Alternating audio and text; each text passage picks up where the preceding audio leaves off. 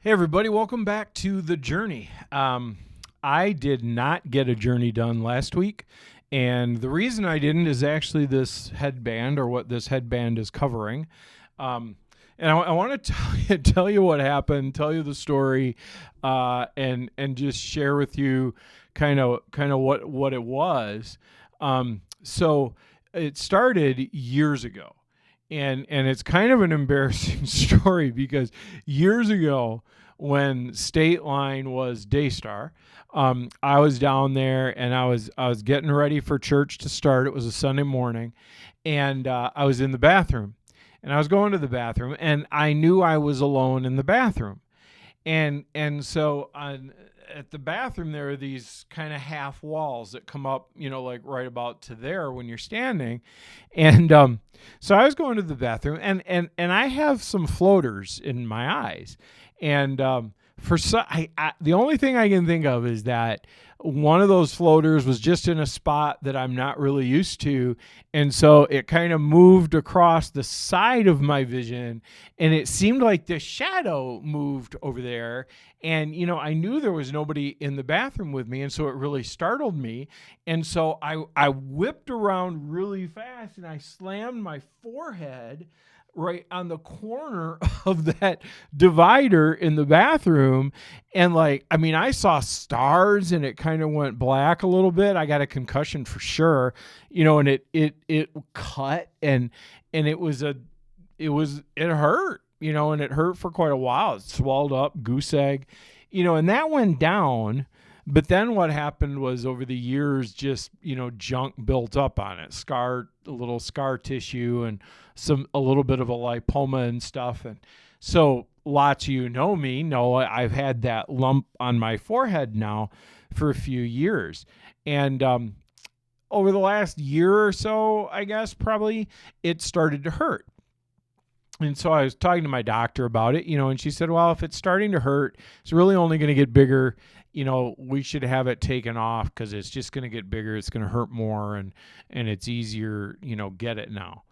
And I said, okay, so I went to the surgeon who would do a thing like that. And, man, she downplayed what that was. She was like, yeah, it's a lipoma, and it is. There was never any worry of it being cancer or anything.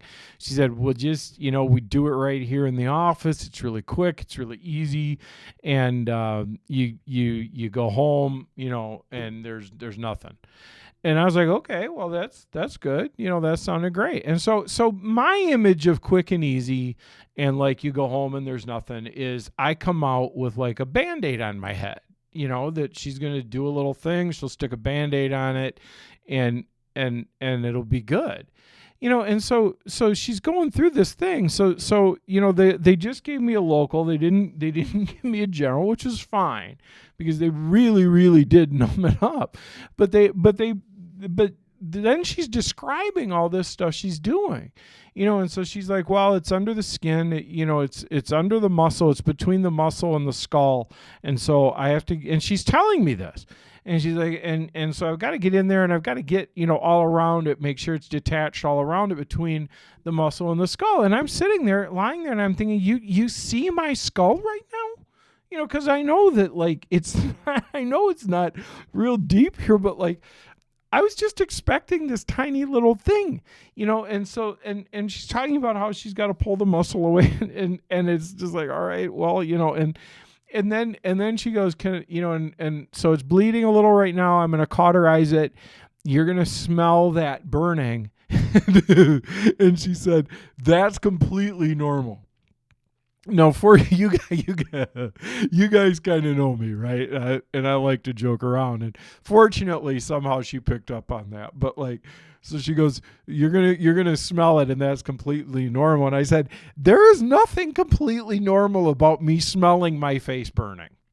And fortunately, she knew I was kidding, and she said, "Well, yeah, I guess it's normal to us, not to you." And I'm like, "Yeah, it's not normal to me." So then she's doing it, and she's going about it. And at the end, she goes, okay, I think I'm going to probably have to put about 10 stitches in here. And I'm going to put a layer, a little layer in the muscle and then stitch the skin. And I'm like, really? This is like a 2-layer thing? And because again, I'm thinking it's just a Band-Aid. And so then she goes, so then it's done, and she goes, okay, now you have to keep this wrapped for about a week, and it's got to be pressure. And so she said you need to use this thing, this Ace thing, and then she said maybe you can switch to like a tight headband, but it's got to be fairly tight because there's a pocket there, and your body will want to put fluid in that pocket, and we don't want it to. And so she said, you got to wear this headband for a week. And, I mean, it's not a big deal. It's uncomfortable. It hurts a little. It gives me a headache. It's not a big deal, but it's not like a Band-Aid either. And so it was really interesting to me as I was thinking about it afterward and going home. That night was awful. It was awful. And that's a whole other story I'll tell maybe another time. But that night was awful. And, it was interesting to me how genuinely for her, this was just a tiny thing. You do it in the office, you're in, you're out. It's not a problem. And part of that's because she's used to things that like are a problem, where you go in and there's a huge surgery and you're in the hospital for a while, and it's not just an Ace bandage around your head and a few stitches, is something significantly more than that. And it was interesting to me how for her, and I understand, I get it, I'm not attacking her at all, but where for her, this was a really little thing. For me, this is really kind of a big thing. And I love to joke about it, and I love to play it up. It was fun the first couple of days because like my eye was swollen down, and it got like, it's still a little dark in here, I think, but it got like dark like a black eye, and that was kind of fun to like play that up a little bit. But to her, it wasn't anything. And to me, it looked like quite a lot, and it's felt like quite a lot.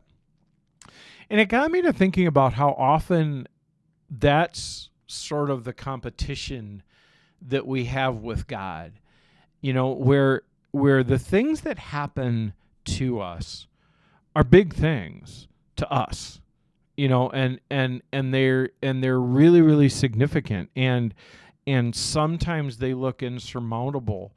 And like, how do I even get past this? I'm not saying this was insurmountable because it wasn't, although that first night was not fun. But, how sometimes a broken relationship or a job problem or an emotional struggle, financial issue, to us looks so big and it looks so insurmountable, and it looks like, oh my gosh, this is just going to derail my entire life. And God's like, it's not, it's okay. I got it. It's not that big a deal. And it really isn't that big a deal to him. And, I think it's important for us to be able to go back to him and to realize that the things that are so huge to us are not huge to him. And the things that are so challenging to us aren't challenging to him. He can take care of them without a problem. But what's interesting, though, that I want to end with, and I'm going to do this really quickly because I've gone a little longer than I thought. What's interesting, though, is actually not what's the same about that doctor, but what's different. Because like that doctor, for her, it was so casual, it was so rote, it was so everyday that she had like a hard time remembering that it's a big deal to me. But God never has a hard time remembering that. Even though it's all so natural to him and so easy for him, and there's nothing that challenges him, he remembers that it does challenge us. He remembers our frame. He knows our weakness. And so even though he's looking at these things and he's going, Phil, it's not a problem. I got it, but I know you. I understand you're struggling. I love you in compassion. I'm going to come alongside you compassionately and gently. And even though I know this is no problem, I'm going to stand with you and I'm going to hold you up because it feels like it's a problem to you. And I just, that just struck me that that's so cool that God is kind of like that doctor, a million times more and saying, well, to me, this is not a big deal. But he's able to say, but you know what? I know to you it is. And that matters to him. What an awesome God. So I hope you guys have a great day. And I'll see you next week. Really pretty sure next week my bandana will be off. And I'm very excited about that. So see you guys.